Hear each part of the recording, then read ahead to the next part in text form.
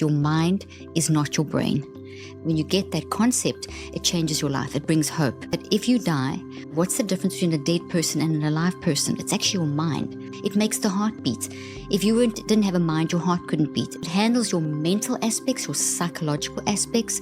It handles your neuro aspects, and it handles your biological. So psycho, neuro, biological. So I'm completely understand what you're saying, that the brain is the physical thing. And so if you take the example of the cell phone, this is useless until you, with your mind, create the program, put the programs in, power it up, charge it, use it. Never thought about it that way before. Wiggling my toes right now, thinking my mind is in my toes right now. This is so crazy. Labeling a mental health issue, when you say I have anxiety, I have depression, that's actually harmful. Because you aren't depression.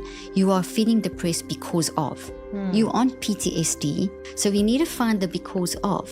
When I close my eyes and imagined moments in my life where I absolutely hated my job, I just felt dread. And I literally thought, I'm stuck here. I trained in that back in the 80s. And in the 80s, we were told that once the brain was damaged, that's it. Okay, well, if I can help them manage their mind, can that change the brain? And Lee was a 16-year-old who went into a coma. The brain damage was considered irreversible. And she was sort of functioning, but at a second grade level, it reaches the first step.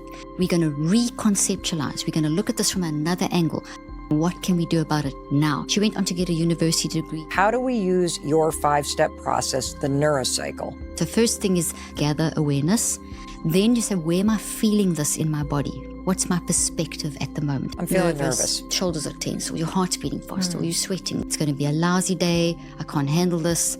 Second one is reflect. The reflection, if you think of a reflection, you look at yourself in the mirror, you see the reflection of yourself. How am I seeing myself?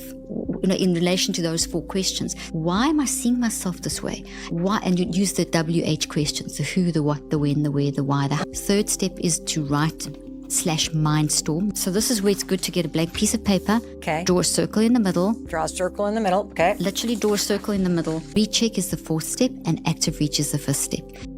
We're going to reconceptualize. We're going to look at this from another angle. We're going to reconceptualize. We're going to look at this from another angle. What can we do about it now? How can I see this differently? How do we use your 5-step process, the neurocycle?